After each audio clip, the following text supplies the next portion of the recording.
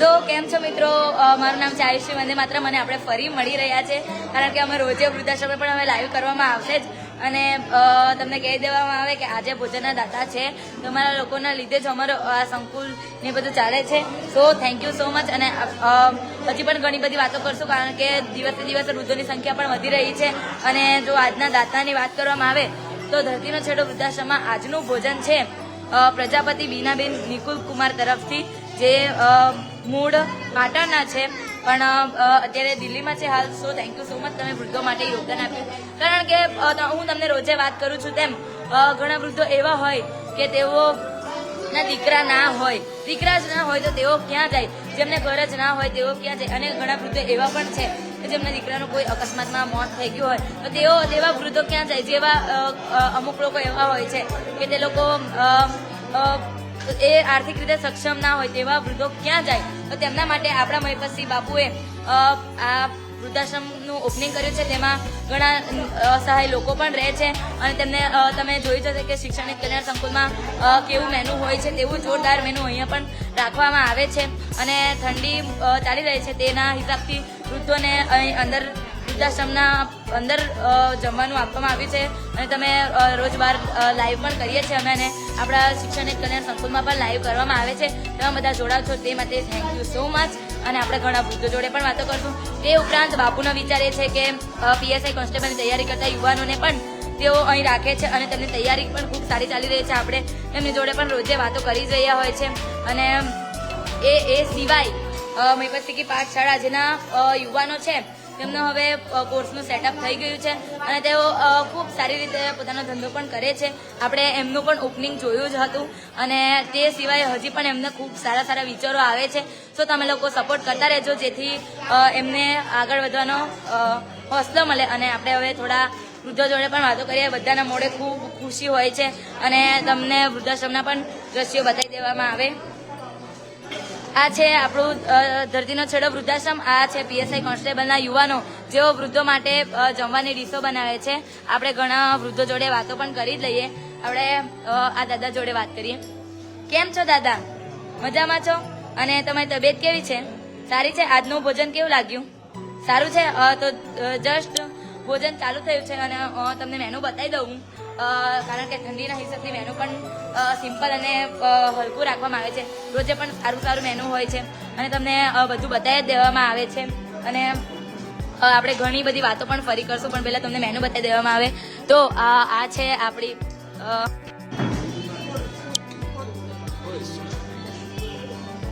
સરસ મજાનું અહીં દૂધ છે ગરમા ગરમ અને પૂરીઓ છે અને મગનું શાક છે અને સરસ મજાની ખીચડી છે. જો કે ઠંડીમાં બધાને સાદું ભોજન ખૂબ સારું લાગતું હોય છે.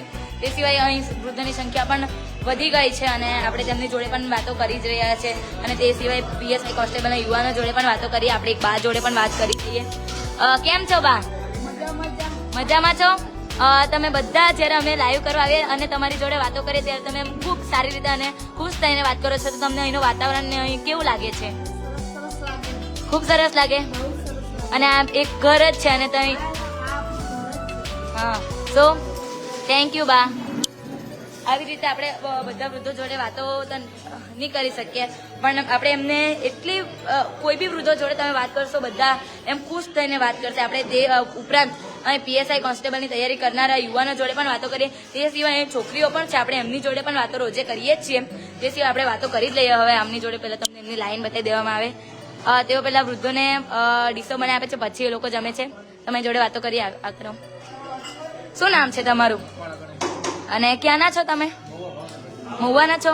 તો તમને વાત કરવામાં તો તમે અહીંના વિડીયો ક્યારથી જોતા છો? એમ ઇન્સ્ટાગ્રામમાંથી? અને તમારો કોઈ ફ્રેન્ડ એવું? હા એ બધા તો લાઈવમાં આવે જ છે. તમે પરિચિત જ હશો હમણાંથી પણ. અને તમારી તૈયારીઓ કેવી ચાલી રહી છે? અને બાપુનો સપોર્ટ મળે છે તેથી તમે વધારે આગળ વધી શકો. સો મહેનત કરો અને તમારે પણ લાઈવ કરવું જોઈએ. જોકે હવે આપણે કોન્સ્ટેબલના યુવાનોને પણ લાઈવ કરવા આપીશું પણ આપણે એમની જોડે પહેલાં વાતો કરી લઈએ. છોકરીઓ જોડે પણ આપણે વાતો કરી જ લઈશું. આપણે એમની જોડે વાત કરીએ. આ મસ્ત કવિતાઓ બોલે છે. સો આજે તમે બાપુ માટે કેવી કવિતા બોલવા માંગો છો? યાદ આવે છે કે સૂર્યની જેમ ચમકવું હોય ને તો સૂર્યની જેમ પહેલાં તપતા શીખવું પડે. એટલે બાપુ સખત મહેનત કરે છે કે સૂર્યની જેમ ચમકે છે એટલે જ એ સારી રીતે આ બધી તૈયારી કરે છે. અમે પણ અહીંયા લગભગ મારે 4-5 દિવસ થયા છે તો અહીં ખૂબ મજા આવે છે. બહુ મજા આવે છે. અમે ઘરે જવાનું મન નથી. એવું અમને પણ મન નથી થતું. આપણે એમ વાત કરતા હોઈએ તેમ વેકેશન પડે ત્યારે ઘણા બાળકો ઘરે નથી જતા અને અહીંયા જ રહે છે. તેવી રીતે અમુક બાળકો 3 વર્ષથી ઘરે નથી ગયા અને અમારા જેવા અમુક તો જતા જ નથી. અને પણ આ લોકોને પણ હવે જવાનું મન નથી થતું કારણ કે સંકુલ અને આ વૃદ્ધાશ્રમનું વાતાવરણ સેમ જ છે અને આપણે એમની બિલ્ડિંગ પણ સેમ જ છે. આ બધા આપણે આમના જોડે જ વાત કરીએ. હવે તમારું નામ શું છે અને તમે ક્યાંના છો? જોરથી બોલો, જરીક જોરથી. એમ ઠંડી વાગે છે તમને? વાગે છે? તમે કેટલા દિવસથી છો અહીં? 15 દિવસથી છો. તો તમને અહીંનું વાતાવરણ એવું કેવું લાગે છે? બહુ મસ્ત લાગે છે. મહેનત કરો અને તમારી તૈયારી પણ ખૂબ સરસ ચાલે અને બાપુના સપોર્ટથી. આ છે આપણી ધરતીનો છેડો વૃદ્ધાશ્રમની બિલ્ડિંગ.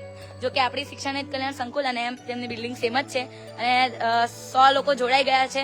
તો ધન્યવાદ જોડાવા માટે અને આવી રીતે યોગદાન કરતા રહો. અને તમને ખર્ચની વાત કરવામાં આવે તો ધરતીનો છેડો વૃદ્ધાશ્રમનો ખર્ચ 5,000 છે.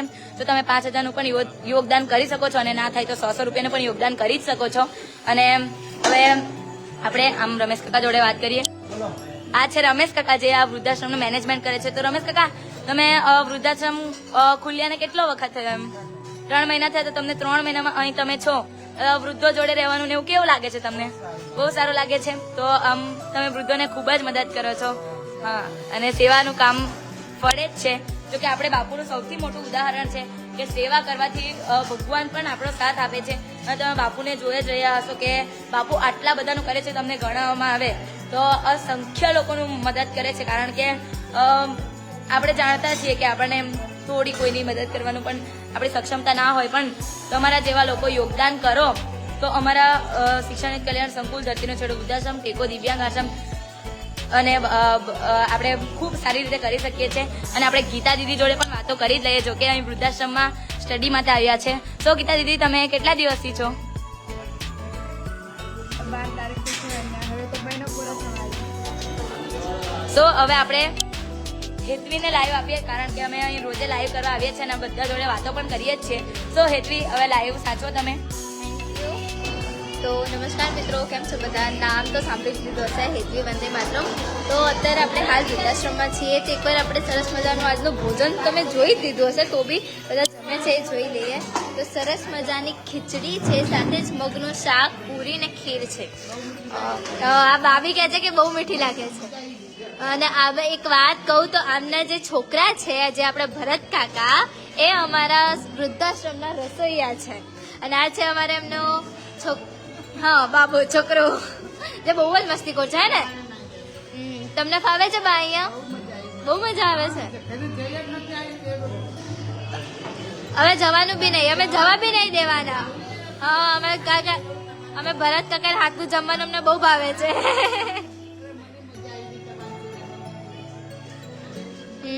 હવે એક કામ કરવાની બેનને એમ બી બોલાવી લો તમે. હા,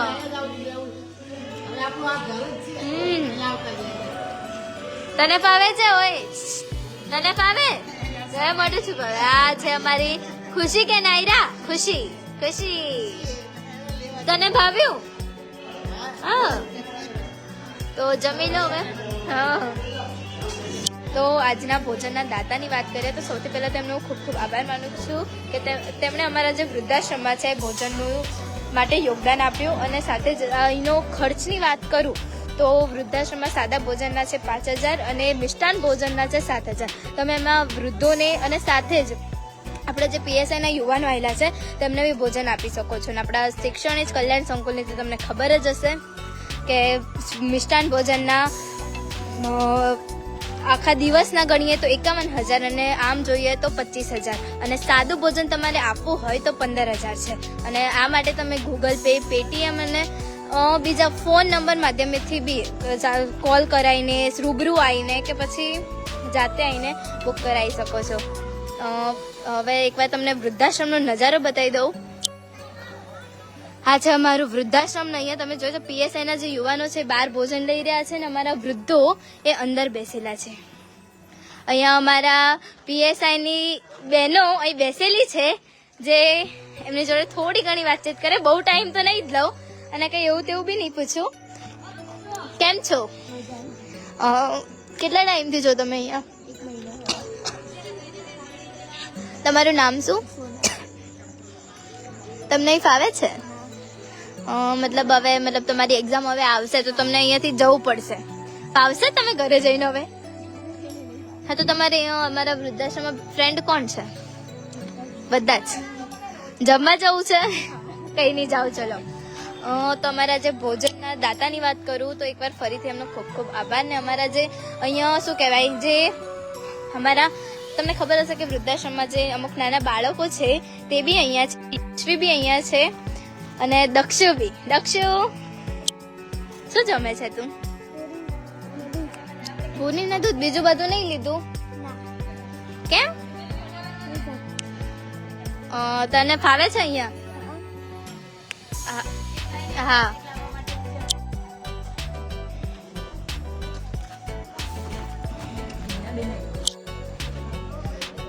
આયુષી 2 મિનિટ ઊભી રહે ને તને પૂછવા માંગુ છું, તું અહીંયા કેટલા ટાઈમથી રહે છે? તો તને ફાવે છે અહીંયા? ખૂબ જ ફાવે છે. તો તમે મતલબ અહીંયા જોઈ શકો છો કે અહીંયા જે બી યુવાનો છે, મહિપતસિંહની પાઠશાલાના અમુક લોકો અહીંયા છે, એમને બી અહીંયા ખૂબ ફાવતું છે. અને જાતે જે બધા હમણાં મેનેજરની ટીમ બી અમારી એવી છે કે એમને બી અહીં ફાવે છે. તો આજે હું એકવાર દાતાનું નામ લઈ રહું છું કે અત્યાર સુધી દાતાનું નામ એટલે નથી લેતી કે એમનું નામ થોડુંક આમ ભૂલી ગઈ હતી, જોકે એટલી મિસ્ટેક થાય બધાથી.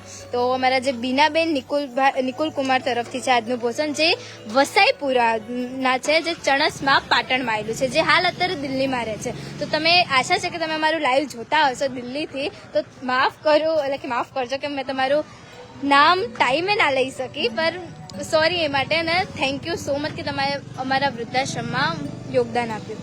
તો આવી જ રીતે આપણે થોડીક ટૂંક જ સમયમાં આપણે શિક્ષણ જ કલ્યાણના લાઈવમાં, રાત્રિના લાઈવમાં મળીશું. તો થેન્ક યુ સો મચ. અને એકવાર ફરી કહી દો કે જે અમારા દાતા છે આજના, એમનો ખૂબ ખૂબ આભાર. અને તમે યોગદાન કરવા ઈચ્છતા હોય તો અમે રૂબરૂ આવી શકો છો, સાથે ગૂગલ પે, પેટીએમ અને બીજા અમારા બાપુનો નંબર છે 8768888088. તો એકવાર ફરી કહી દઉં, ખૂબ ખૂબ આભાર દાતાશ્રીનો અને થેન્ક યુ સો મચ.